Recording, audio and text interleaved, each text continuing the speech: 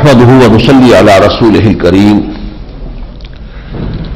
أما بعد فقد قال الله تبارك وتعالى كما ورد في سورة الشورى أعوذ بالله من الشيطان الرجيم بسم الله الرحمن الرحيم حاميم عين سين قاف كذلك يوحي إليك وإلى الذين من قبلك الله العزيز الحكيم له ما في السماوات وما في الأرض وهو العلي العظيم تكاد السماوات يتفطرن من فوقهن والملائكة يسبحون بحمد ربهم ويستغفرون لمن في الأرض ألا إن الله هو الغفور الرحيم والذين اتخذوا من دونه أولياء الله حفيظ عليهم وما أنت عليهم بوكيل وكذلك أوحينا إليك قرآنا عربيا لتنذر أم القرى ومن حولها وتنذر يوم الجمع لا ريب فيه فريق في الجنة وفريق في السعير صدق اللہ العظیم. یہ سورۃ الشورى ہے اور جیسا کہ میں عرض کر چکا ہوں توحید عملی کا مضمون اس میں اپنے انتہا کو پہنچ رہا ہے، کلائمیکس کو. ایک فرد طے کر لیتا ہے مجھے اللہ ہی کا بندہ بن کر رہنا ہے، لیکن اس کا ماحول اس کے ساتھ سازگار نہیں ہے. عملی شکل یہی ہے کہ جس چیز پر اب عمل کر سکتا ہے اللہ کے حکم پر اس پر تو کرے، اس سے ملتوی نہ کرے. کوئی نقصان ہوتا ہے، تکلیف آتی ہے، کر سکتا ہو عمل تو ضرور کرے. باقی یہ کہ اب کوشش کرے کہ اس نظام کو بدلے، وہ پوری چھتری اس کے اوپر جو ہے اللہ کے دین ہی کی آ جائے. اس کے لیے دعا اور دعوت، لوگوں کو دعوت دینی ہے، بلانا ہے. وَمَنْ أَحْسَنُ قَوْلًا مِّمَّنْ دَعَا إِلَى اللَّهِ وَعَمِلَ صَالِحًا وَقَالَ إِنَّنِي مِنَ الْمُسْلِمِينَ. اس کا میڈیم قرآن ہے، اس دعوت کا میڈیم. قرآن کے ذریعے سے بلاؤ، قرآن کی طرف اور قرآن کے ذریعے سے دعوت دو. پھر ایک جمعیت فراہم کرو. وہ جمعیت جو ہے پھر اللہ کے دین کو قائم کرنے کے لیے کھڑی ہو جائے، جو ہم پڑھ چکے ہیں سورہ نساء میں، سورہ مائدہ. یہ تو چونکہ مکی قرآن ہے، اسی کی تو وضاحت پھر سورہ نوح، سورہ نساء میں اور سورہ مائدہ میں آئی ہے. یا ایھا الذین آمنوا کونوا قوامین بالقسط شہداء للہ. یا ایھا الذین آمنوا کونوا قوامین للہ شہداء بالقسط. اے ایمان والو، دعوے دارو ایمان کے، پوری قوت کے ساتھ کھڑے ہو جاؤ اللہ کے لیے، اس عدل و انصاف کے نظام کو قائم کرنے کے لیے. وہ دین حق جو دے کر محمد بھیجے گئے صلی اللہ علیہ وسلم، اور اس لیے بھیجے گئے ہم پڑھ چکے ہیں هو الذی ارسل رسولہ بالہدی ودین الحق لیظہرہ علی الدین کلہ. ہم نے محمد کو بھیجا اس لیے ہے، یہ کتاب دے کر، الہدیٰ دے کر، دین حق دے کر، تاکہ اسے غالب کرے کل نظام زندگی پر. پورے نظام زندگی پر جب دین غالب ہو جائے گا تب میری اور آپ کی بھی عبادت خالصتاً اللہ کے لیے ہوگی. اس وقت تک کیا ہے؟ جزوی ہے. ہم اپنی زندگی کے زیادہ 5-10-15% کے اندر اللہ کی اطاعت کر رہے ہیں. باقی جو ہمارا پورا اجتماعی نظام جس کے اندر جکڑے ہوئے ہیں وہ ظاہر بات ہے اب اس کا حصہ ہے. We are a part and parcel of it. ہم اس ریاست کے شہری ہیں، ہم اسی کی معیشت کا جو بھی تانا بانا ہے اسی سے ہمیں بھی رزق مل رہا ہے، ہم لے رہے ہیں. تو یہ سارا کا سارا حرام جو ہے ہمارے اندر جا رہا ہے، اس کے تو ہم بالکل اس گناہ کے اندر ملوث ہو رہے ہیں. اس کا یہ کفارہ ہے کہ اقامت دین، اللہ کے دین کو قائم کرنے کی جد و جہد میں تن من دھن لگا دو. اقامت دین کے موضوع پر یہ سورت قرآن مجید کا کلائمیکس ہے، ذروہ سلام ہے. یہ ان دو صورتوں میں سے ایک ہے جس کے شروع میں 5 حروف مقطعات آئے. اس سے پہلے تھی کاف یا ہا عین صاد، کاف ہا یا عین صاد سورہ مریم کے شروع میں. لیکن وہاں وہ ایک ہی جگہ جڑے ہوئے تھے، 5 2 آیتیں نہیں تھیں. یہ واحد صورت ہے کہ جس میں 5 حروف پر مشتمل 2 آیات، حامیم ایک آیت، عین سین قاف دوسری آیت. کذالک یوحی الیک وإلی الذین من قبلک. اسی طرح وحی کرتا رہا ہے اللہ اے نبی آپ کی جانب بھی اور آپ سے پہلے کے لوگوں کی طرف بھی. وہ اللہ کی جو العزیز ہے الحکیم ہے. اب یہ کذالک کا جو لفظ ہے اسی طرح وحی کرتا رہا، اس کی شرح اس صورت کے آخر میں آئے گی. وحی کی قسمیں جو ہے جس طرح سے وحی آتی رہی ہے اس کی تفصیل اس صورت کی آخری آیتوں میں آئے گی. گویا کہ اول و آخر ان کا، آخر میں نے بتایا آپ کا سورتوں کا شروع اور سورتوں کا اختتام. فواکہ سور، خواتین سور جو ہے ان کی بہت اہمیت بھی ہے، فضیلت بھی ہے، ان میں باہمی رفت بھی ہوتا ہے۔ لہو ما فی السماوات و ما فی الارض، آسمان اور زمین میں جو کچھ ہے اسی کا ہے، لہذا بادشاہت اس کی ہونی چاہیے، حکم اس کا چلنا چاہیے، منطقی بات ہے۔ وہو العلی العظیم، اور وہی ہے سب سے بلند و بالا اور سب سے عظمت رکھنے والا، بڑی عظمت رکھنے والا۔ تکاد السماوات یتفطرن من فوقہن، یہ آسمان پھٹ پڑنے کو ہے اپنے اوپر سے، یعنی پھٹیں گے تو نیچے کی طرف پھٹیں گے، کیونکہ ان کے اوپر جو ملائکہ کا وزن ہے، اور ملائکہ جتنی تعداد، ولا یعلم جنود ربک الا ھو، تم کوئی نہیں جانتا اللہ کے جو لشکر ہے ملائکہ کے، ان کی کیا تعداد ہے۔ والملائکہ تو، اور جو فرشتے ہیں، یسبحون بحمد ربہم، اپنے رب کی تسبیح و تحمید میں لگے ہوئے ہیں، ویستغفرون لمن فی الارض، اور استغفار کرتے رہتے ہیں ان کے لیے جو زمین میں ہے، اہل ایمان۔ یہ سورہ مومن میں بڑی مفصل ان کی دعا آ چکی ہے۔ الا ان اللہ هو الغفور الرحیم، تو تم لوگ بھی مطمئن رہو، یقیناً اللہ غفور ہے، بخشنے والا ہے، رحیم ہے، رحم فرمانے والا ہے۔ والذین اتخذوا من دونہ اولیاء، اور وہ لوگ جنہوں نے اس کے سوا کچھ اپنے پشت پناہ بنا لیے ہیں، ان کا سہارا تلاش کیا ہوا، وہ بخشوا دیں گے، وہ سفارش کر دیں گے، ان کا زور چل جائے گا۔ اللہ حفیظ علیہم، ان کا حساب کتاب اللہ کے پاس ہے، اللہ ان کا نگران ہے۔ وما انت علیہم بوکیل، اور اے نبی ہے محمد صلی اللہ علیہ وسلم، آپ ان کے ذمہ دار نہیں ہیں، آپ سے ان کے بارے میں نہیں پوچھا جائے گا، اگر انہوں نے وہ راستہ اختیار کر دیا ہے انہیں دفع کیجیے، جانے دیجیے۔ وَكَذَلِكَ أَوْحَيْنَا إِلَيْكَ قُرْآنًا عَرَبِيًّا، کذالک دوبارہ آ گیا، لیکن یہ کذالک کی شرح آخر میں آئے گی۔ اسی طرح ہم نے وحی کیا ہے یہ قرآن عربی آپ کی جانب ہے محمد صلی اللہ علیہ وسلم، لِتُنذِرَ أُمَّ الْقُرَىٰ وَمَنْ حَوْلَهَا، یہ اس سے پہلے آ چکا ہے کہ مرکزی بستی میں ہم اپنا رسول بھیجتے رہے، سورہ قصص میں آیت نمبر 59 میں آ چکا، حتیٰ یبعث فی امہا رسولا، اللہ تعالیٰ جب بھی رسول کو بھیجتا تھا تو جو کوئی ملک ہے، قوم ہے، اس کے لیے مرکزی کوئی مقام ہوتا تھا، اس کی سمجھیے اگر ریاست کی شکل ہے تو جو اس کا دارالسلطنت ہے وہ ہوگا، یا یہ کہ عرب میں اگرچہ کوئی باقاعدہ فارمل گورنمنٹ نہیں تھی، کوئی ریاست کی شکل نہیں تھی، لیکن مکہ جو ہے ام القریٰ یہ تھا، اس لیے کہ کعبہ یہاں تھا، بت سب کے یہاں رکھے ہوئے تھے، تجارت کا مرکز یہ بنا ہوا تھا، ثقافت کا، تجارت کا، تو ایک اعتبار سے ان کو پورے عرب کے اندر ایک سیادت اور قیادت کا مقام حاصل تھا، تاکہ آپ خبردار کر دیں کہ تم ذرا ام القریٰ ومن حولہا، اور اس کے ارد گرد کو۔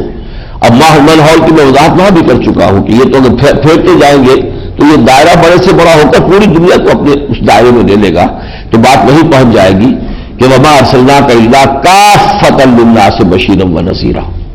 ویسے بھی اسے کہا گیا جزیرہ نما عرب کو کہ یہ زمین کی ناف ہے، اور اس لیے کہ جو بڑے 3 بر اعظم ہیں، امریکہ تو بعد میں دریافت ہوئے، پہلے معلوم ہی نہیں تھے، جو دنیا تھی وہ 3 بر اعظم جہاں آ کر جڑتے ہیں، یہ ناف ہے در حقیقت، وہ 3، ادھر سے افریقہ، ادھر سے ایشیا، ادھر سے یورپ، ایشیائی کوچک سے ہو کر، تو یہ ناف ہے زمین کی۔ تو اللہ تعالیٰ نے اسی کو منتخب کیا اپنی آخری اور جو آفاقی رسالت تھی، وہ رسالت جو تمام نوع انسانی کے لیے تھی، اس کی بعثت کے لیے اس سرزمین کو منتخب کیا۔ لِتُنذِرَ يَوْمَ الْجَمْعِ لَا رَيْبَ فِيهِ، اور سب سے بڑا آپ کا کام یہ ہے کہ اس جمع ہونے کے دن کے بارے میں خبردار کر دیجیے۔ انذار کا نقطہ نظر یہ ہے کہ لوگوں ایک دن تمہیں دوبارہ اٹھایا جائے گا مرنے کے بعد، اور تمہارا حساب کتاب ہوگا، اور اس کے نتیجے میں جزا و سزا ہو، یہ ہے اصل۔ یا ایھا المدثر قم فانذر، یہ انذار جو ہے سب سے بڑا انذار آخرت کا ہے۔ لا ریب فیہ، جس کے آنے میں کوئی شک نہیں ہے، فریق فی الجنۃ و فریق فی السعیر، اس دن پھر طے ہو جائے گا، ایک گروہ ہوگا جو جنت میں جائے گا، دوسرا گروہ وہ ہوگا جو جہنم میں جائے گا۔ 2 آیتیں چھوڑ رہا ہوں، اس کے بعد کی آیت جو ہے وہ اس سورت کے مرکزی مضمون سے متعلق ہے۔ وَمَا اخْتَلَفْتُمْ فِيهِ مِنْ شَيْءٍ فَحُكْمُهُ إِلَى اللَّهِ، جو بھی تمہارے مابین اختلاف ہوں ان کے فیصلے کا اختیار صرف اللہ کو حاصل ہے۔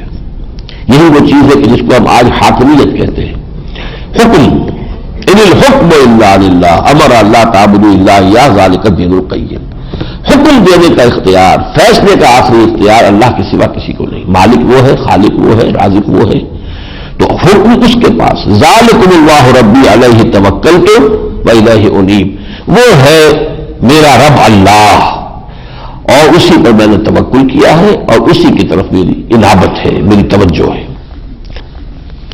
اب آئیے 14ویں آیت اور 13ویں آیت سے، یہاں سے اب اقامت دین کا مضمون براہ راست شروع ہو رہا ہے. شرع لکم من الدین ما وصى به نوحا والذی اوحینا الیک وما وصینا به ابراہیم وموسیٰ وعیسیٰ ان اقیموا الدین ولا تتفرقوا فیہ.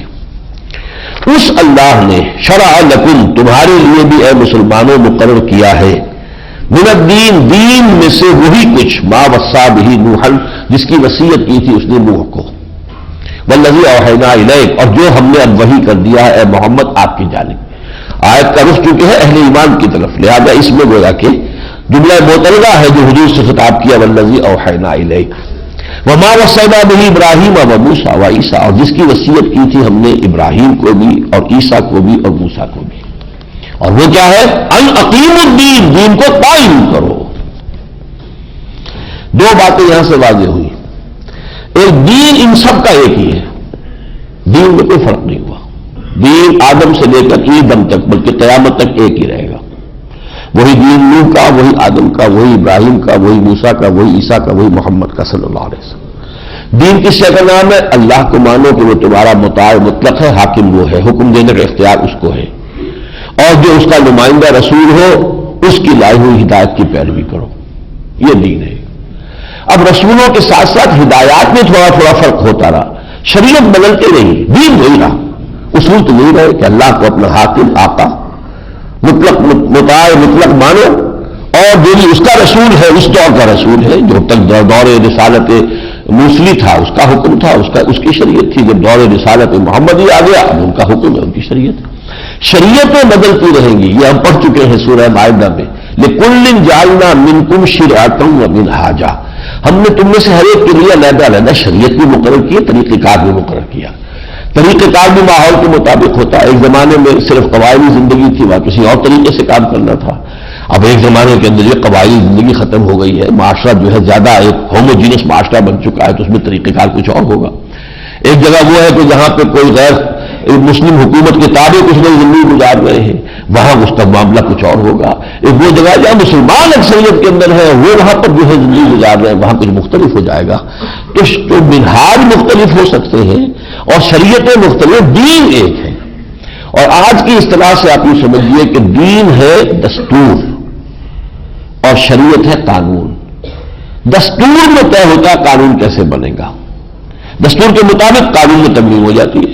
دستور نہیں بدلتا, دستور وہی ہے, لیکن اس کے تحت اس میں طے ہے. کوئی قانون بنانا ہے, آپ اسمبلی میں جائیں گے, اس میں اکثریت سے پاس ہو جائے گا, پھر سینٹ میں بھیجیں گے, وہ بھی پاس ہو جائے گا, پھر صدر کے دستخط ہو جائیں گے, اس طریقے سے قانون بن جائے گا. لیکن وہ دستور وہی رہے گا, اس کے تحت قانونوں میں تبدیل ہوتی رہے گی. تو دستور الہی شروع سے یہ کی ہے, وہ اب تک آخر تک وہی رہے گا, وہ ہے دین الدین الحق. اگرچہ اس کے تحت قانون سازی کا معاملہ مختلف رسولوں کے دور میں تھوڑے تھوڑے تغیر و تبدل کے ساتھ جاری رہا. تو اس کو قائم کرو, یعنی یہ بات طے ہو جائے کہ یہاں حاکم اللہ ہے, سروری زیبا فقط اس ذات بے ہمتا کو ہے, حکمراں ہے ایک وہی, باقی بتانے آ گئے. یہ طے ہو جائے, پھر اس کے بعد کیا طے ہوگا؟ اللہ اور اس کے رسول کے احکام کے خلاف جہاں کوئی قانون نہیں بن سکتا. یہ دو چیزیں طے کر دیں, اس پر عمل کر دیں, دین قائم ہو گیا. ان اقیم الدین, اس کے دو ترجمے ہیں, دین کو قائم رکھو اور یا دین کو قائم کرو. اگر دین قائم ملا ہے آپ کو تو قائم رکھیے. جیسے خیمہ ہے, کھڑا ہے, اب آندھی چل رہی ہے, اس کو گرانا چاہتی ہے تو آپ اس کی جو بانس ہے ان کو پکڑیں گے, اس کی رسیوں کو مضبوط کریں گے, تو یہ کھڑا رکھنا ہے. اور اگر گر گیا ہے تو اثر نو کھڑا کرو. تو یہ دونوں ترجمے صحیح ہیں. ان اقیم الدین, دین کو قائم کرو یا دین کو قائم رکھو. ولا تتفرقوا فیہ, دین میں تفرقہ نہیں ہونا چاہیے. شریعت میں فرق ہو جائے تھوڑا بہت, کسی نے ہاتھ یہاں باندھ لیا, کسی نے یہاں باندھ لیا, کوئی فرق نہیں پڑتا.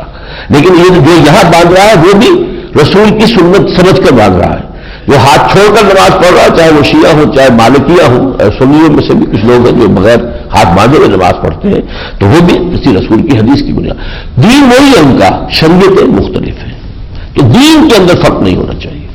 کبر علی المشرکین ما تدعوہم الیہ, اب یہ دو تھی جماعتیں حضور کے سامنے جب اقامت دین کا حکم آیا پر. ایک مشرکین عرب تھے اور ایک تھے اہل کتاب. اہل کتاب کے بارے میں توقع ہوتی تھی کہ یہ تو واقف ہے موسیٰ سے, عیسیٰ سے, ابراہیم سے, نوح سے واقف ہے, یہ تو جلدی سے میری بات مان لیں گے. حضور کو ان دونوں سے مایوس کیا جا رہا ہے. اے نبی کوئی توقع نہ رکھیے، آسان کام نہیں ہے، یہ بڑی سخت منزل ہے، آپ کو بڑی سخت کٹھنائیوں کا سامنا ہوگا. They are not going to accept it easily. کبر علی المشرکین ما تدعوہم الیہ، مشرکین پر تو بہت ہی بھاری ہے وہ شے جس کی طرف آپ بلا رہے ہیں.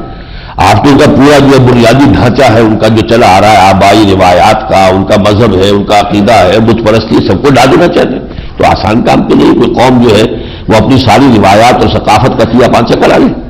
کبر علی المشرکین ما تدعوہم الیہ اللہ یجتبی الیہ من یشاء ویہدی الیہ من ینیب، ان میں سے تو جس کو اللہ چاہے گا کھینچ لے گا، اور جو واقعتاً ہدایت کا طالب ہوگا اسے ہدایت دے دے گا. ہوتے ہی لوگ ایسے جن کے سلیم فطرت، آخر ابو بکر بھی اسی معاشرے میں تھے اور حضرت عثمان بھی اسی معاشرے میں سے تھے.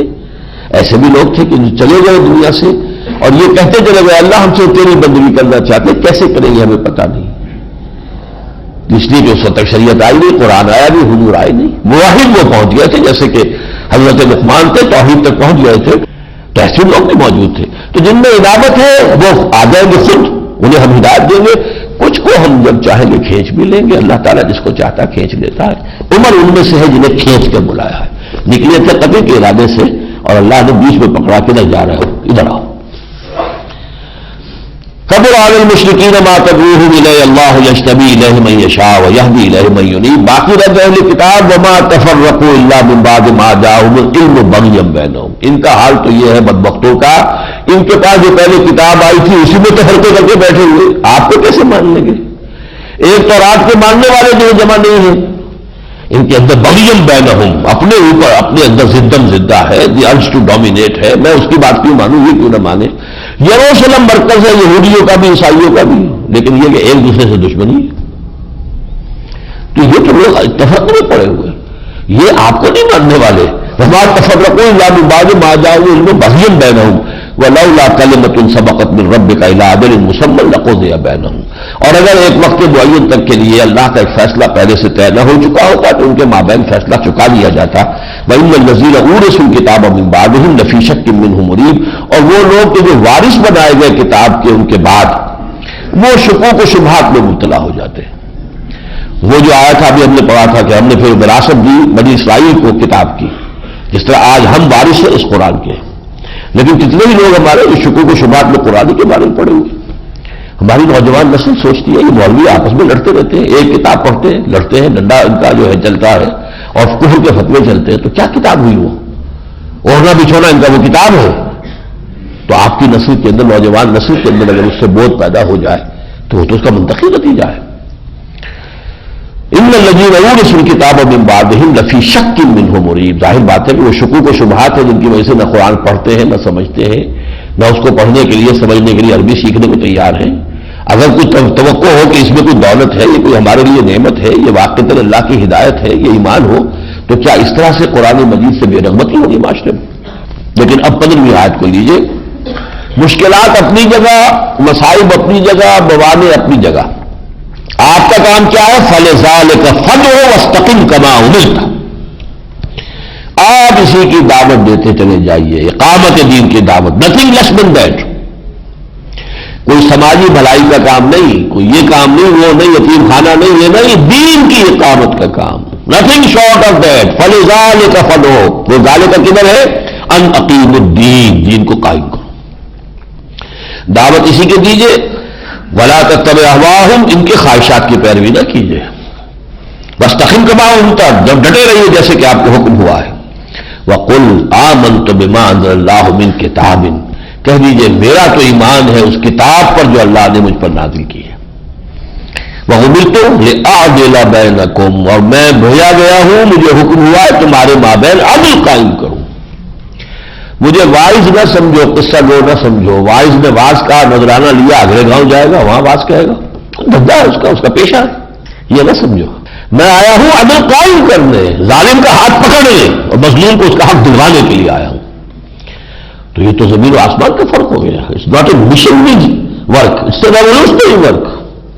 مشنری کا کیا، ادھر آیا چند عیسائی بنائے، آگے چلے گئے، وہاں مرکز کھول لیا، وہاں عیسائی بنا دیے. انہیں نظام سے کوئی سروکار ہی نہیں. نظام جس کا بھی ہوا کرے ہو، سرمایہ دارانہ ہو، کوئی ہو، جاگیردارانہ ہو، اس سے کوئی غرض نہیں. نظام کو بدلنے کی بات ہی نہیں. قانون ہی نہیں، نظام تو کیا ہونا ہے. اس اسی طرح ہمارے یہاں بھی ایک بڑی تحریک ہے، وہ دعوت الکلمہ اور یہ وہ اس کو تو لے کر پھر رہے، نظام سے بحث ہی نہیں، اسے کوئی دلچسپی نہیں، نظام کی بات ہی نہیں، اس ظالمانہ نظام کو ختم کرنے کا نہیں، ایک حرف کہتے نہیں، لیکن وہ ایک مشنری ورک ہے، وہ صرف جو زمین پر پھیلتا ہے جیسے کہ بیل پھیلتی ہے، اور ایک ہے درخت کے اوپر کو جاتا ہے پھر سایہ کرتا ہے، وہ ہے ریولوشنری ورک۔ ریولوشنری ورک جو ہے وہ پہلے جا کے نظام کو بدلتا ہے تاکہ وہ نظام جو ہے نظام حق کا سایہ عوام کے اوپر ہو اور انہیں اس کی برکات سے فائدہ پہنچے۔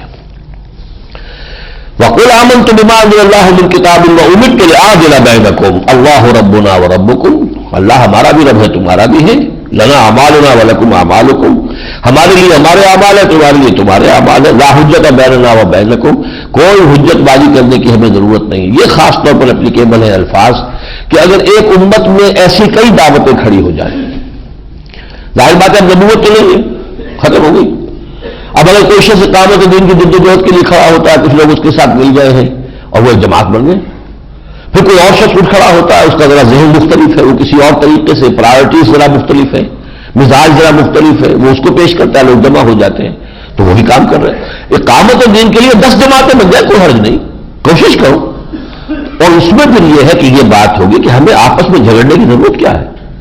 ہمارا معاملہ یہ ہے، ہمارا بھی رب اللہ تمہارا بھی رب اللہ، ہمارے لیے ہمارے اعمال تمہارے لیے تمہارے اعمال، لا حجت بیننا و بینکم، ہمارے آپس میں حجت بازی کی کوئی ضرورت نہیں، اللہ یجمع بیننا، اللہ ہمیں جمع کر دے گا، آگے بڑھیں گے خلوص ہوگا تو سب جمع ہو جائیں گے، بے شمار قافلے چلتے ہیں منا سے عرفات کی طرف، جیسے جیسے آگے جاتے ہیں وہ کنورج ہوتے چلے جاتے ہیں عرفات کے اوپر، جمع ہو جائیں گے، وَإِلَيْهِ الْمَصِيرُ، اور ایک دن تو جمع ہونا ہی ہے، میدان میں جا کر حشر کے تو جمع ہوں گے نا، تب پتہ چل جائے گا کون کتنے پانی میں تھا، کون مخلص تھا، کون بہروپیہ تھا، کون حقیقتاً اس کے لیے کوشش کر رہا تھا، کس نے دکانداری اپنی بنائی تھی، یہ سارے بھید کھل جائیں گے۔ وَالَّذِينَ يُحَاجُّونَ فِي اللَّهِ مِن بَعْدِ مَا اسْتُجِيبَ لَهُ، اور وہ لوگ جو اللہ کے بارے میں جھگڑ ہی رہے ہیں اس کے بعد بھی کہ اس کی دعوت قبول بھی کی گئی ہے، کچھ لوگ قبول کر چکے ہیں پھر بھی لوگ متردد ہیں۔ میں نے بتایا تھا کہ السابقون الاولون والمہاجرین من المہاجرین والانصار والذین اتبعوہم بإحسان، کچھ لوگ زیادہ ہمت والے ہوتے ہیں وہ تو فوراً آگے آ جاتے ہیں، ہر سے بعد جوش ہو، we identify our self with this mission, اس میں موت آ جائے گی کوئی پرواہ نہیں۔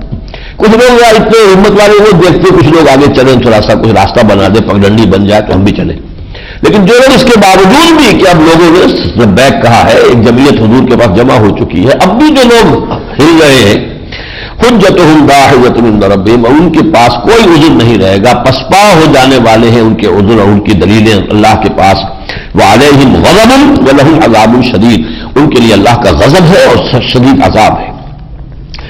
اللہ الذی انزل الکتاب بالحق والمیزان، دیکھو اللہ نے کتاب اتاری ہے اور میزان اتاری ہے، میزان میں تلتا ہے کس کا کیا حق ہے کیا فرض ہے، یہ تولنے کا نظام ہے شریعت، بیوی کا کیا حق ہے کیا فرائض ہے، شوہر کے کیا حقوق ہے کیا فرائض ہے، حکام ہے ان کے کیا حقوق ہے کیا فرائض ہے، عوام ہے ان کے کیا حقوق ہے کیا فرائض ہے، اگر سرمایہ دار ہے کارخانے دار ہے اس کے کیا حقوق ہے کیا فرائض ہے، مزدور ہے عادل یا اجیر ہے اس کے کیا فرائض ہے کیا حقوق ہے، یہ اللہ نے طے کر دی، یہ میزان ہے تولنے کی۔ جیسا کہ حضرت ابوبکر نے خلافت کے بعد جو پہلا خطبہ دیا تھا کہ تم میں سے ہر ضعیف میرے نزدیک قوی ہوگا جب تک کہ اسے اس کا حق دلوا نہ دو، اور ہر قوی ضعیف ہوگا جب تک کہ اسے حق وصول نہ کرو، یہ نظام ہے۔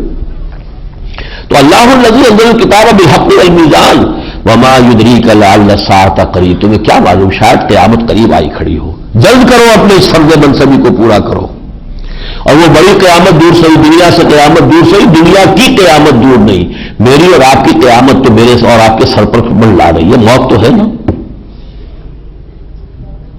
آج آئی کل پوچھیں گے کس فیما تم کس حال میں تھے، کوئی یاد تھا کہ ہمارا کوئی دین بھی کوئی شے ہے، اس کے لیے کوئی غیرت تھی آپ کے اندر، کوئی حمیت تھی اس دین کے لیے، کوئی اس کے لیے اشار کیا تھا، قربانی دی تھی، کوئی محنت کی تھی، کوئی مشقت کی تھی، فیما تم کس حال میں تھے؟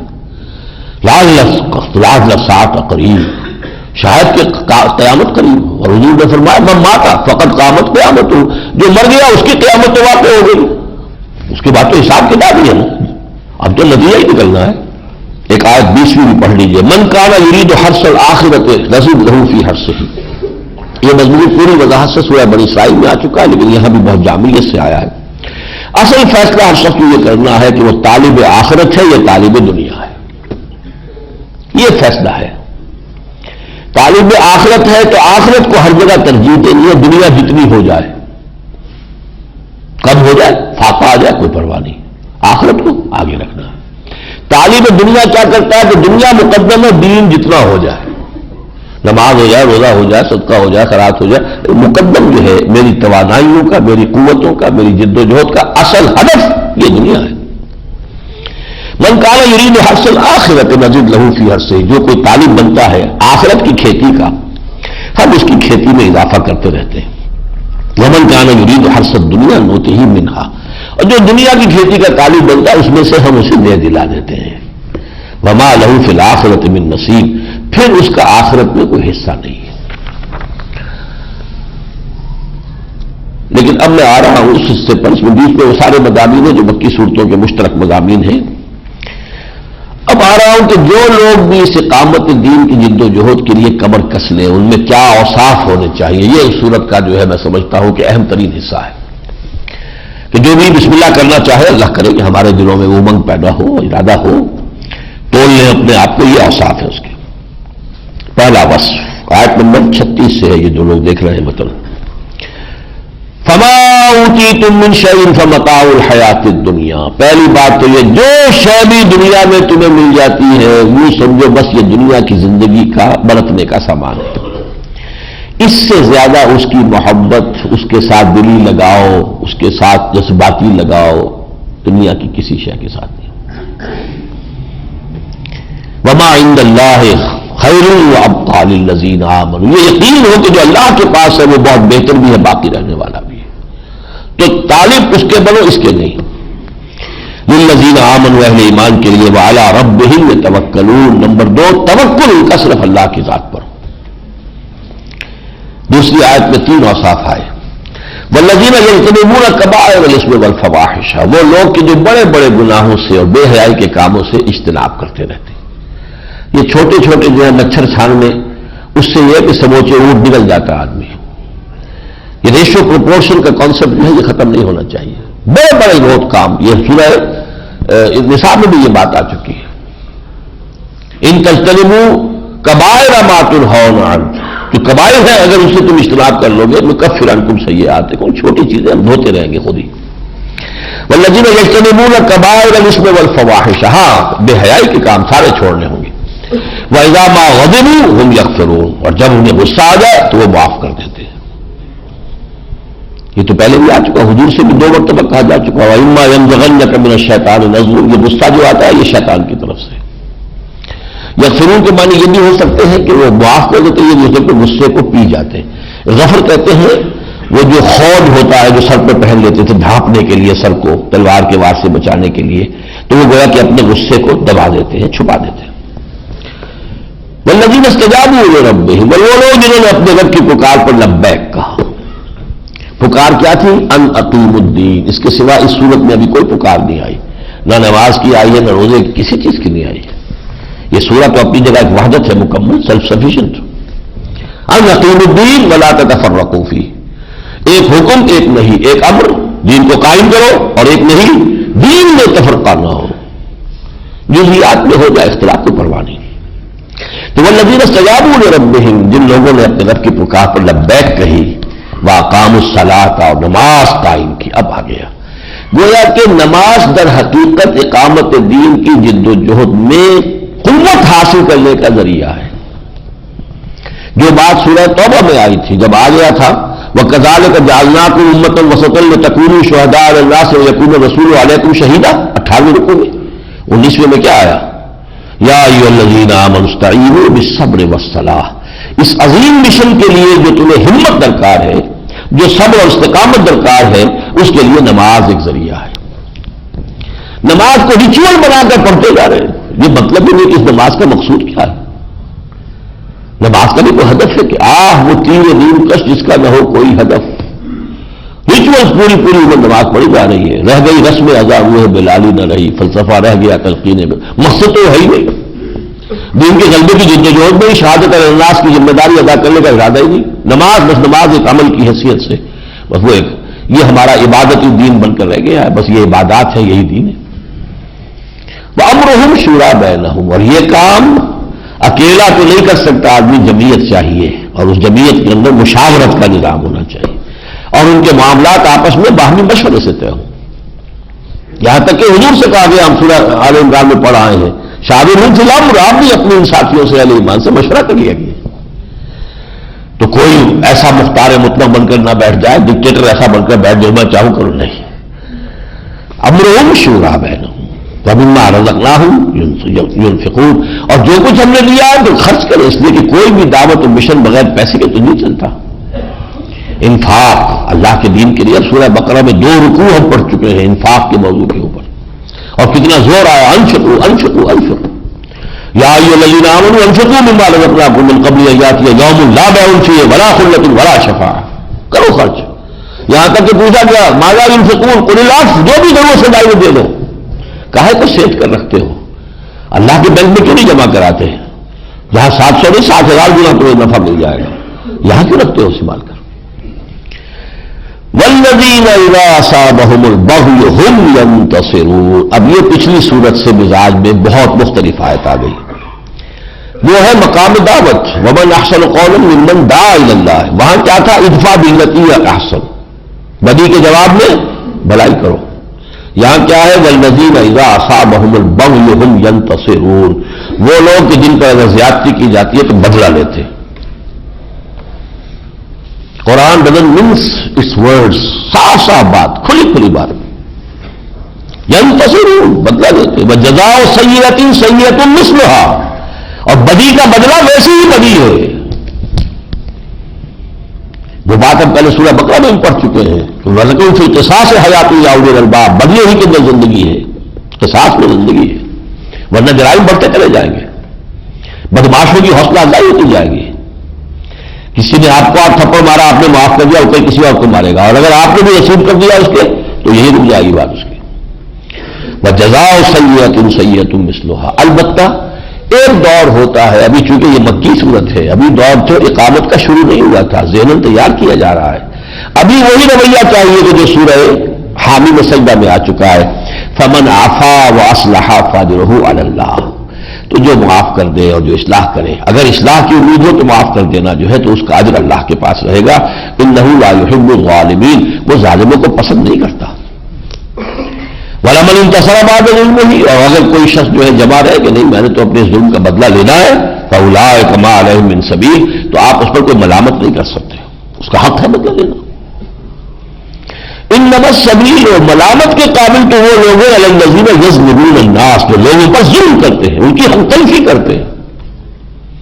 وہ حق تلفی اکنامک فیلڈ میں بھی ہو سکتی ہے، ایکسپلائٹیشن ہو رہی ہے، غریب سے غریب تر ہو رہا ہے، خون چوسا جا رہا ہے اس کا، امیروں کے محل جو ہے دیکھے تو انسان دنگ رہ جاتا ہے، یہ کہاں سے آ رہا ہے؟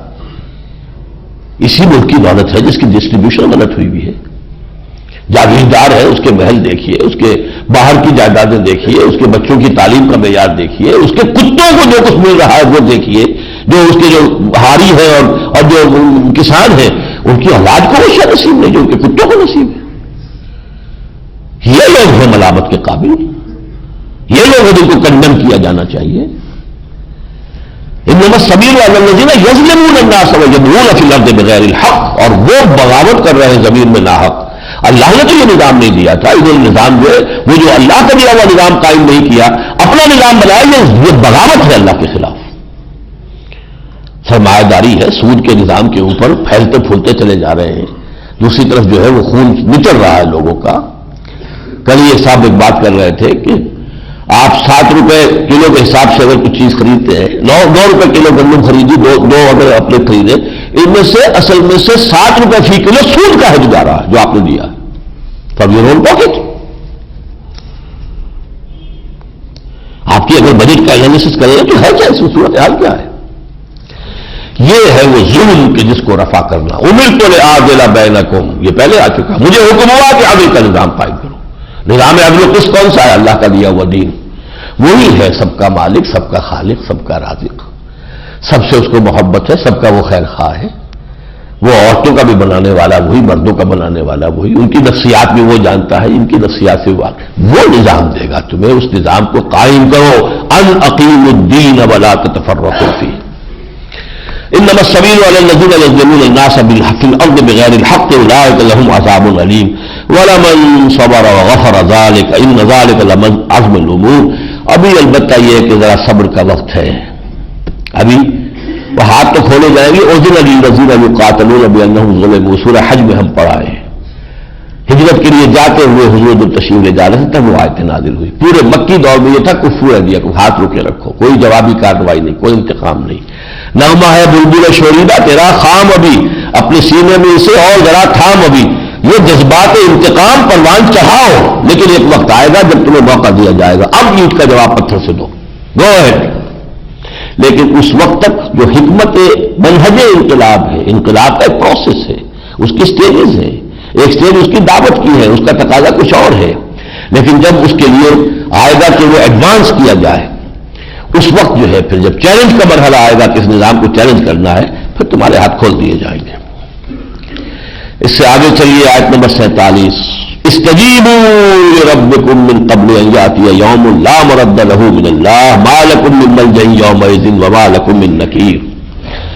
اپنے رب کی پکار پر لبیک کہو اس سے پہلے کہ تمہارے رب کے حکم سے وہ دن آ جائے جس کو پھر کوئی پھیرنے والا نہیں ہوگا. تاخیر اور تعویق میں نہ پڑے رہو، اسی سوچوں میں نہ رہو، چلوں نہ چلوں، کروں نہ کروں، یہ ہو جائے گا وہ ہو جائے گا، یہ اندیشے ہیں، یہ مسائل ہیں. استجیبوا لربکم.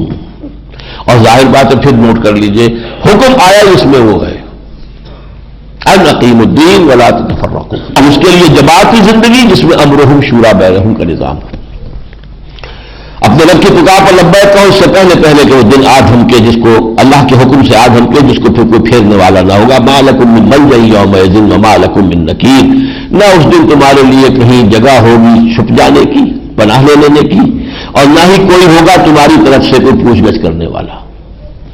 فإن اعرضوا، پھر اے نبی اگر یہ اعراض کریں، نہ آپ کی بات سنیں، لگے رہے اپنے دھندوں میں، اپنے پروفیشن، اپنے دھندے، اپنے کام، فما ارسلناک علیہم حفیظا، تو آپ دلگیر نہ ہو، رنجیدہ نہ ہو، ہم نے آپ کو ان پر ذمہ دار بنا کر نہیں بھیجا. It's up to them to decide. فإن اعرضوا فما ارسلناک علیہم حفیظا، آپ ان کے ذمہ دار نہیں ہیں. ان علیک الا البلاغ، آپ پر اس کے سوا کوئی ذمہ داری نہیں کہ بات پہنچا دیں. وَإِنَّا إِذَا أَذَقْنَا الْإِنسَانَ مِنَّا رَحْمَةً، اور انسان کا حال تو یہ ہے کہ جب ہم اسے اپنے پاس سے اپنی رحمت کا مزہ چکھاتے ہیں فرحا بہا، وہ اترانے لگتا ہے. وَإِن تُصِبْهُمْ سَيِّئَةٌ، اور اگر کہیں کوئی تکلیف آ جاتی ہے، بِمَا قَدَّمَتْ أَيْدِيهِمْ، اور وہ تکلیف بھی آتی ہے ان کے اپنے ہاتھوں کے بھیجے ہوئے کرتوتوں کی وجہ سے. وَإِنَّ الْإِنسَانَ کفور، تو بالکل ناشکرا ہوا. ہمیں تو کبھی اللہ نے کبھی جو ہمارے تو ہم نے تو کوئی خوشی دیکھی نہیں، اللہ نے کوئی ہمارے اوپر تو فضل کیا جو بھول جاتا جو کچھ بھی اللہ نے اس پر احسان کیے تھے. للہ ملک السماوات والارض، آسمانوں اور زمین کی بادشاہی اللہ ہی کے لیے. یخلق ما یشاء، جو چاہتا پیدا کرتا ہے. یہب لمن یشاء اناثا، جس کو چاہتا بیٹیاں ہی بیٹیاں دیتا ہے. ویہب لمن یشاء الذکور، جس کو چاہتا بیٹے ہی بیٹے دیتا ہے. میری ایک بڑی بچی ہے، اس کے ہاں بیٹے ہی بیٹے ہوئے، اور اس کو تمنا رہی ہے کہ اس کے ہاں بھی بیٹی ہو. ظاہر بات ہے کہ گھر جو ہے وہ خالی نظر آتا ہے، بیٹی نہیں تو خلوہ پورا کہاں ہوا. اور ماؤں کے لیے واقعہ یہ ہے کہ ان کے بڑھاپے میں جتنا سہارا جو ہے بیٹی بنتی، کوئی اور نہیں بن سکتا. بیٹا وہ خدمت کر نہیں سکتا، بہویں جو ہے وہ ظاہر بات ہے کہ ان کا اپنا ایک معاملہ لینا ہے، تو ایک حسرت ہے. تو کسی کے ہاں بیٹیاں ہی بیٹیاں آ رہی ہیں وہ بیٹوں کو ترس رہے ہیں، کسی کے ہاں بیٹے ہی بیٹے آ رہے ہیں وہ بیٹیوں کو ترس رہے ہیں. اور یوم میں جو ہوں جو چاہتا ہے ایسا بھی کرتا ہے، جوڑے کر دیتا ہے، بھائی بھی ہیں بہنیں بھی ہیں. اور یوم میں جو ہم ذکران و اناثا، وہ بیٹے اور بیٹیاں دے دیتا ہے. وجعل من یشاء عقیما، جس کو چاہتا بانجھ کر دیتا ہے، نہ بیٹا نہ بیٹی، بیٹھے رہو. یہ اس کا اختیار مطلق ہے. اب آ گئی وہ آیت، ما کان لبشر ان یکلمہ اللہ، کسی بشر کے شایان شان یہ نہیں ہے کہ اللہ اس سے کلام کرے. بشر کا یہ مقام نہیں ہے،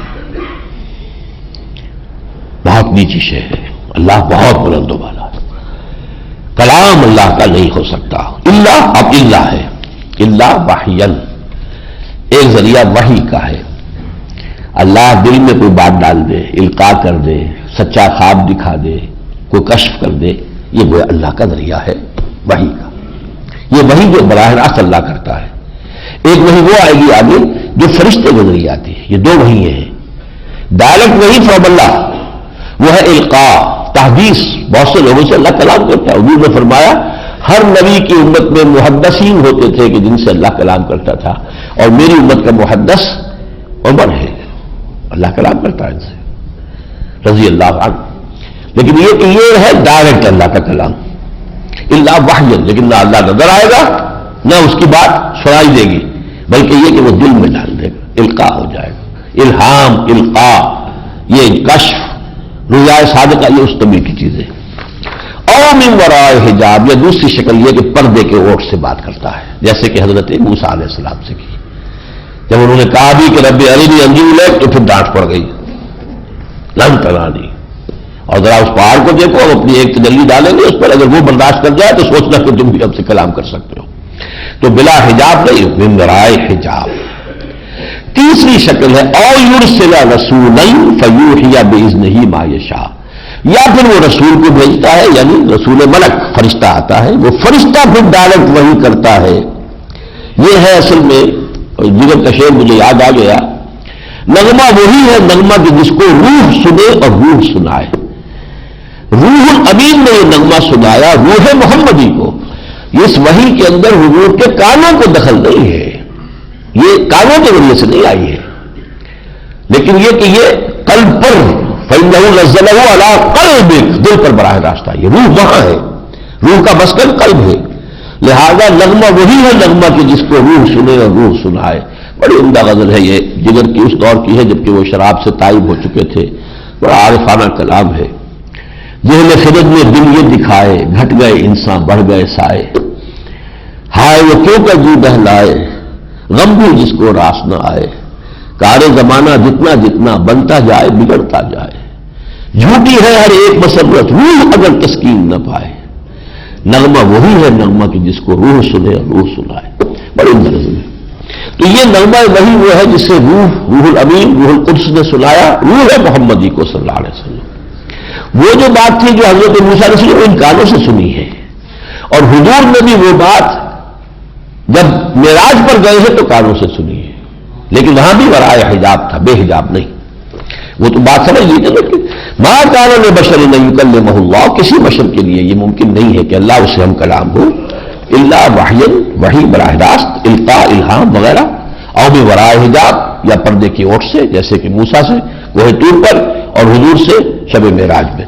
او یرسل رسولا فیوحی باذنہ ما یشاء، یہ قرآن جو ہے کل کا کل بواسطہ فرشتہ آیا ہے۔ یہ تیسری قسم کا جو کلام ہے، یہ کلام الہی جو قرآن کی شکل میں آیا ہے، وہ فرشتہ لے کر آتا ہے، پھر حفاظتیں کی جاتی ہیں، کہیں شیطانی اس کے اندر جو ہے وہ چیز شامل نہ ہو جائے، کہیں انسان کے اپنے خیال کو شامل نہ ہو جائے۔ انہ علی حکیم، یقینا اللہ بہت بلند و بالا ہے، بڑی حکمت والا، وہ اتنا بلند و بالا ہے کہ انسان سے یہ نہیں کہ وہ نہیں کر سکتا بات، وہ تو قادر ہے، آپ مجھ سے بات کر سکتا آپ سے، لیکن انسان کا یہ مقام نہیں ہے کہ وہ اس سے کلام کرے۔ اب آ گیا وہ لفظ وَكَذَلِكَ أَوْحَيْنَا، جو 2 مرتبہ شروع میں آیا تھا، اب یہاں آیا وَكَذَلِكَ أَوْحَيْنَا إِلَيْكَ رُوحًا مِّنْ أَمْرِنَا، اور اسی طرح ہم نے وحی کی ہے ایک روح اپنے امر سے آپ کی جانب۔ اس قرآن کو کیا کہا گیا؟ روح۔ روح یا فرشتہ ہے، یا روح انسانی ہے، یا وحی ہے، ان 3 پر اطلاق ہوگا روح کا، بس۔ روح من امرنا، ہم نے آپ کی طرف وحی کی ہے، اوحینا الیک روحا من امرنا ما کنت تدری والکتاب ولا الایمان، اے نبی آپ کو کچھ معلوم نہیں تھا کیا کتاب ہوتی ہے، کیا شریعت ہوتی ہے، آپ تو امی قوم میں پیدا ہوئے، نہ آپ پڑھے نہ لکھے، نہ آپ نے تورات پڑھی، نہ آپ نے انجیل پڑھی، ولا الایمان، ایمان بھی آپ کو معلوم نہیں تھا۔ اجمالی ایمان تو آپ کے دل میں تھا، وہ نور فطرت، لیکن یہ تفصیلی ایمان ملائکہ سے جب ہوا ہے واسطہ، اور پھر جو غیب کے حالات دکھائے گئے، تو وہ ایمان جو ہے وہ کامل ایمان، وہ تو بات کی شے ہے۔ ما کنت تدری ما الکتاب ولا الایمان ولکن جعلناہ، ہم نے اس کو قرآن کو بنا دیا نور، نورا نہدی بہ من نشاء، جس کے ذریعے سے ہم ہدایت دیتے ہیں جس کو چاہتے ہیں۔ وَإِنَّكَ لَتَهْدِي إِلَىٰ صِرَاطٍ مُسْتَقِيمٍ۔ اور جب کہ یہ نور قرآن اب آپ کے جسم میں وجود میں سرایت کر گیا ہے، اب آپ مجسم ہدایت ہے۔ اسی معنی میں نور کہیں حضور کو کوئی حرج نہیں، نور ہدایت، نور کامل، ہدایت کے پورے کامل نور۔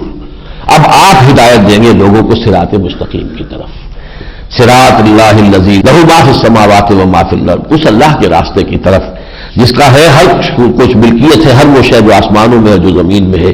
الا الی اللہ تصیر الامور، آگاہ ہو جاؤ، سارے معاملات بالآخر اللہ ہی کی طرف پہنچ جائیں گے، چلے جائیں گے۔ میں آپ کو بتا نہیں سکتا کہ مجھ پر اس سورہ مبارکہ کی عظمت کا کتنا نقش ہے، جتنے میں نے حصے بیچ میں چھوڑے ہیں کس قدر مجھ پر شاخ گزرے ہیں، میں تو اس کا ایک حرف چاہتا ہوں، لیکن یہ کہ بہرحال وقت نہیں ہے۔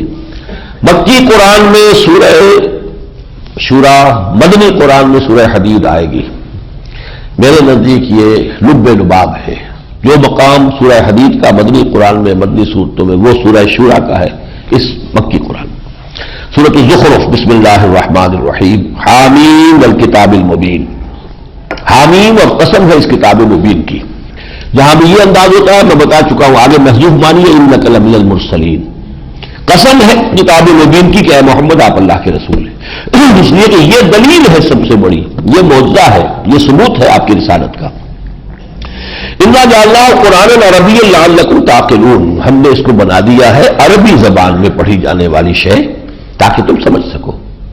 یعنی لوح محفوظ میں وہ کس زبان میں درج ہے یہ ہم نہیں جانتے، وہ تو وہاں کی زبان ہے، لیکن جب یہ نازل ہوئی ہے محمد صلی اللہ علیہ وسلم تو عربی زبان کا لبادہ اوڑھ کر آئی ہے تاکہ اس کے اندر لوگوں کے سمجھنے میں آسانی ہو۔ وَإِنَّهُ فِي أُمِّ الْكِتَابِ لَدَيْنَا لَعَلِيٌّ حَكِيمٌ، اور یہ تو اس ام الکتاب میں ہے جو ہمارے پاس ہے اور بہت بلند و بالا ہے۔ یہ قرآن اصل میں قرآن حقیقی جو ہے وہ وہاں ہے، یہ اس کی مصدقہ نقلیں ہیں۔ جیسے کوئی ججمنٹ کسی جج نے لکھا ہے وہ تو رکھا ہوا ہے وہاں پہ ہائی کورٹ میں، سپریم کورٹ میں، آپ جا کے اس کی سرٹیفائڈ کاپی لے سکتے ہیں۔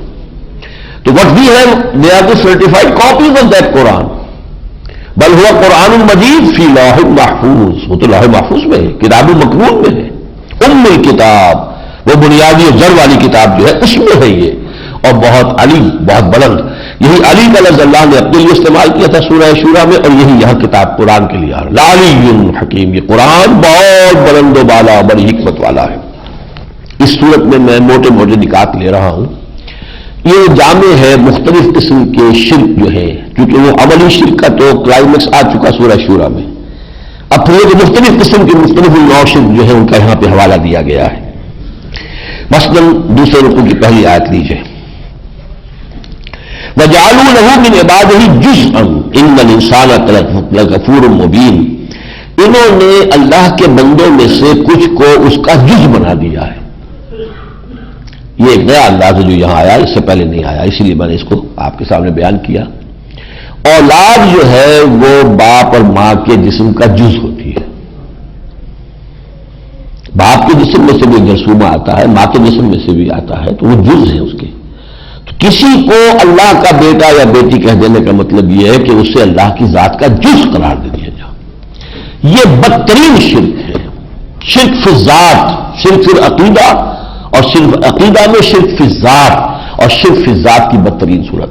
یہی وجہ ہے کہ اس پر جو اللہ کا غضب بھڑکا ہے وہ ہم دیکھ آئے تھے سورہ مریم میں، وَقَالُوا اتَّخَذَ الرَّحْمَنُ وَلَدًا تَكَادُ السَّمَاوَاتُ يَتَفَطَّرْنَ مِنْهُ وَتَنشَقُّ الْأَرْضُ وَتَخِرُّ الْجِبَالُ هَدًّا أَن دَعَوْا لِلرَّحْمَنِ وَلَدًا۔ اتنی بڑی گستاخی ہے کہ آسمان پھٹ پڑنے کو ہے، زمین شق ہونے کو ہے، اور قریب ہے کہ یہ پہاڑ جو ہے دھماکے کے ساتھ زمین پر گر جائیں کہ انہوں نے رحمان کے لیے اولاد تجویز کی۔ اس پہ اتنا مطلب بڑھتا اب اتخذ مما یخلق بنات واصفاکم بالبنین، خاص جو ان کے ہاں تھا انہوں نے بیٹیاں بنا لیا تھا فرشتوں کو، تو کیا اس نے اللہ تعالیٰ نے جو کچھ وہ بناتا ہے تو بیٹیوں کو تو خود اختیار کر لیا اور تمہیں ذرا ترجیح دے دی بیٹوں کے ساتھ۔ وَإِذَا بُشِّرَ أَحَدُهُم بِمَا ضَرَبَ لِلرَّحْمَنِ مَثَلًا ظَلَّ وَجْهُهُ مُسْوَدًّا وَهُوَ كَظِيمٌ، اور ان کا اپنا حال یہ ہے کہ اگر انہیں کوئی بشارت دی جائے کہ کوئی بیٹی تمہارے یہاں ہوئی ہے تو تم دیکھو گے سیاہی چہرے پر ٹھک جائے گی اور وہ اپنے غصے کو، اپنے غم کو اندر اندر گھونٹ رہا ہوگا۔ وَجَعَلُوا الْمَلَائِكَةَ الَّذِينَ هُمْ مِنْ عِبَادِ الرَّحْمَنِ إِنَاثًا، انہوں نے ان فرشتوں کو جو اللہ کے بندے ہیں انہیں بنا دیا مؤنث، اشہدوا خلقہم، کیا یہ موجود تھے ان کی تخلیق کے وقت؟ انہوں نے دیکھا تھا کہ وہ مؤنث ہے؟ سنکتب شہادتہم ویسألون، ان کی گواہی کو ہم لکھ لیں گے، پھر ان سے پوچھیں گے۔ اب اس میں پوچھنے میں جو غصہ محمد ہے، ہم پوچھیں گے ان سے کہ تم کیا ہمارے جناب میں جسارتیں کرتے رہے ہو۔ ام آتیناہم کتابا من قبل فہم بہ مستمسکون، کیا ہم نے اس سے پہلے کوئی کتاب ان کو دی تھی جس میں یہ لکھا ہوا ہے کہ یہ فرشتے خدا کی بیٹیاں ہیں اور وہ اس کو مضبوطی سے تھامے ہوئے ہیں؟ بل قالوا انا وجدنا آباءنا علی امۃ وانا علی آثارہم مہتدون، نہیں، انہوں نے کہا کہ ہم نے اپنے آباء و اجداد کو ایک ملت پر، ایک طریقے پر پایا، تو ہم بس انہی کے راستے پر، انہی کے نقش قدم پر ہدایت یافتہ ہوتے چلے جا رہے ہیں۔ آگے چلیے، یہ آیت نمبر 31 ہے۔ وَقَالُوا لَوْلَا نُزِّلَ هَذَا الْقُرْآنُ عَلَىٰ رَجُلٍ مِّنَ الْقَرْيَتَيْنِ عَظِيمٍ، اور یہ کہتے ہیں کہ یہ قرآن، یہ دو بڑے بڑے شہر جو مکہ اور طائف، اس کے کسی بڑے شخص کے اوپر کیوں نہ نازل ہوا؟ یہ مکہ بنو ہاشم کا یتیم، یہ محمد، باپ پہلے فوت ہو گیا تھا اور کچھ بات کو چھوڑ کر بھی نہیں مرا، کوئی وراثت نہیں تھی، پھر یتیم ہو گیا، دادا بھی فوت ہو گیا، پھر چچا کے ٹکڑوں پر پلا، میں ان کے الفاظ میں ادا کر رہا ہوں، بھئی یہی رہ گیا تھا اللہ کے لیے، اس کے بعد اپنا کچھ ہے ہی نہیں، نہ جائیداد نہ گھر بار، کچھ بھی نہیں۔ اب اگر سہولت بھی ہوئی ہے تو بیوی کے مال پر ہوئی۔ حضرت خدیجہ ہی کے ساتھ شادی ہوئی تو پھر آپ کے لیے اللہ تعالیٰ نے کشادگی پیدا کی۔ تو اللہ کے اس کو چھوڑ کر یہ ولید بن مغیرہ، بڑے بڑے چودھری موجود تھے جن کی جائیدادیں مکے میں بھی ہیں اور طائف میں بھی ہیں۔ وقالوا لولا نزل هذا القرآن على رجل من القريتين عظيم، کسی بڑے آدمی پر، ان دو بستیوں میں سے کسی پر اللہ چن لیتا۔ اهم يقسمون رحمت ربک، تو کیا یہ تمہارے رب کی رحمت کو اے نبی یہ تقسیم کریں گے، یہ طے کریں گے کہ یہ رحمت جو رسالت نبوت ہے کس کو دی جائے؟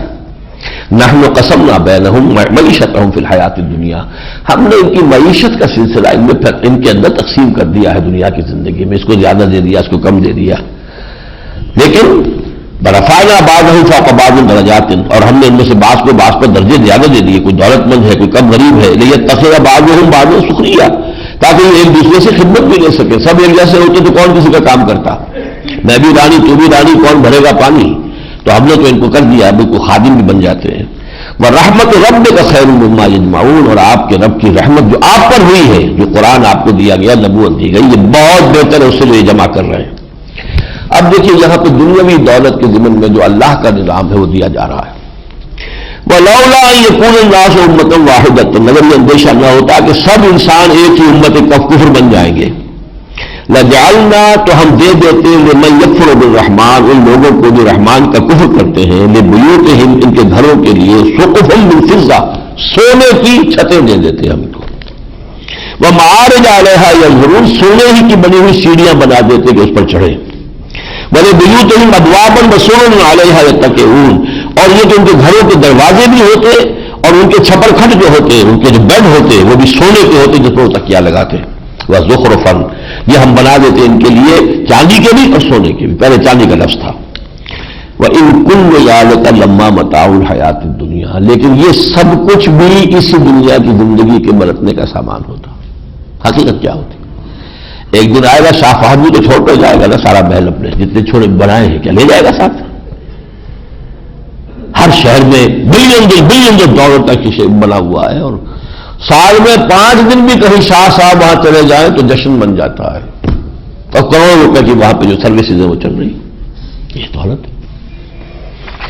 ان کل ذالک لما متاع الحیات الدنیا والآخرۃ عند ربک للمتقین، اور آخرت جو ہے تیرے رب کے ہاں اہل تقوی کے لیے مخصوص ہے۔ اب یہ جو شرک، ایک تو ذاتی آ گیا، شرک فی ذات، بیٹا بیٹی بنا دینا، ایک ہے شرک سیاسی۔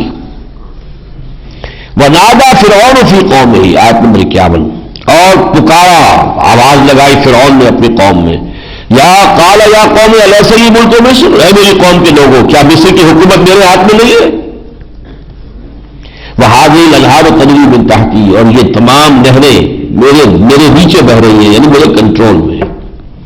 مصر کی معیشت آبپاشی، نیل اس کا دریا، آبپاشی کا دریا، نہریں ہوگی، نہروں سے موگا جس کو دیں گے ہم دیں گے، جس کا چاہیں گے بند کر دیں گے۔ اب یہ لوگوں نے سمجھا کہ محل کے نیچے سے نہریں بہ رہی، یہ مطلب نہیں اس کا، یہ پورا آبپاشی کا نظام میرے کنٹرول میں ہے، میں جس کو چاہوں پانی دوں، جس کو چاہوں روک دوں۔ افلا تبصرون، تو کیا تم دیکھتے نہیں؟ یہ ہے حاکمیت انسانی کا تصور، اور یہ حاکمیت انسانی کا تصور خدائی دعویٰ ہے، گویا کہ اس نے خود خدائی کا دعویٰ کیا، اس لیے کہ اِنِ الحکم الا للہ، آپ حاکمیت میں شریک ہو گئے تو آپ گویا کہ اللہ کے شریک اپنے آپ کو بنا رہے ہیں۔ یہ ہے بدترین اور جو سب سے زیادہ دنیا کے اندر اس وقت پھیلا ہوا جو شرک ہے، سب سے بڑا حاکمیت انسانیت کا تصور، وہ چاہے فرد کے لیے ہو کہ ایک بادشاہ بن کر بیٹھ گئے حاکم، چاہے وہ عوام کے لیے ہو۔ ایک جو ہے فرعون ہے یا نمرود ہے، وہ حاکم بنا ہوا ہے تو وہ گویا کہ تلو گندگی جو ہے نجاست اس کے سر پر رکھی ہوئی تھی۔ جمہوریت نے کیا کیا، یہ تلو اس کے پاس تولا تولا سب کو تقسیم کر دو تو سب کو نجاست تو نجاست رہے گی، وہ تولا تولا ہوتا نا، وہ ایک ووٹ کے ہاتھ میں جو رکھی ہے وہ نجاست، اور اسی پہ اقرار ہے، پتہ نہیں کیا کچھ ہمیں ملا ہوا ہے۔ یہ تو سمجھتا ہے کہ آزادی کی ہے نیلم پری، دیو استبداد جمہوری کباب پائے کو، اور شیطان کہتا ہے ہم نے خود شاہی کو پہنایا ہے جمہوری لباس، جب ذرا آدم ہوا ہے خود شناس و خود نگر، وہ انسانی حاکمیت کا تصور ہم نے وہ ایک سے بدل کے عوامی کر دیا، ساورنٹی آف دی پیپل، گویا کہ یہ تو معراج ہے انسانی فکر کی، لیکن یہی در حقیقت اصل شرک ہے اس دور کا۔ ام انا خیر من ھذا الذی ھو مہین، کیا میں بہتر ہوں، یہ جو یہ موسیٰ ہے یہ تو بڑا گھٹیا آدمی ہے، اس کی کوئی حیثیت نہیں ہے، ولا یکاد یبین، صاف بات بھی نہیں کر سکتا، اس کی زبان میں لکنت ہے، یہ زبان رکتی ہے۔ فلولا القی علیہ اسورۃ من ذھب، تو کیوں نہیں اتار دیے گئے اس کے اوپر کوئی سونے کے کنگن پہن کے آتا میرے دربار میں، معلوم ہوتا بادشاہ ارض و سما کا سفیر آیا ہے، اور جہاں معاون بنائے گا تو مقتربین یا صرف فرشتے آ رہے ہوتے پرے باندھے ہوئے، ہٹو بچو کرتے ہوئے۔ فاستخف قومہ، اس نے اپنی قوم کی مت مار دی، انہوں نے اس کی بات فاطاعوہ، پوری قوم نے اسی کی بات مانی۔ انہم کانوا قوما فاسقین، اور وہ یقیناً فاسق قوم تھے۔ فلما آسفونا انتقمنا منہم، جب انہوں نے ہمیں غصہ دلا دیا تو پھر ہم نے ان سے انتقام لیا، فاغرقناہم اجمعین، اور ان سب کو ہم نے غرق کر دیا۔ فجعلناہم سلفا، اب ہم نے ان کو بنا دیا گزرے ہوئے لوگ، کہانیاں ہیں اب یہ، فمثلا للآخرین، اور وہ اب مثال ہے بس پچھلے والوں کے لیے، ایک نشان عبرت بن کر رہ گئے، اس کے سوا کچھ نہیں۔ بارک اللہ لی ولکم فی القرآن العظیم ونفعنی وإیاکم بالآیات والذکر الحکیم۔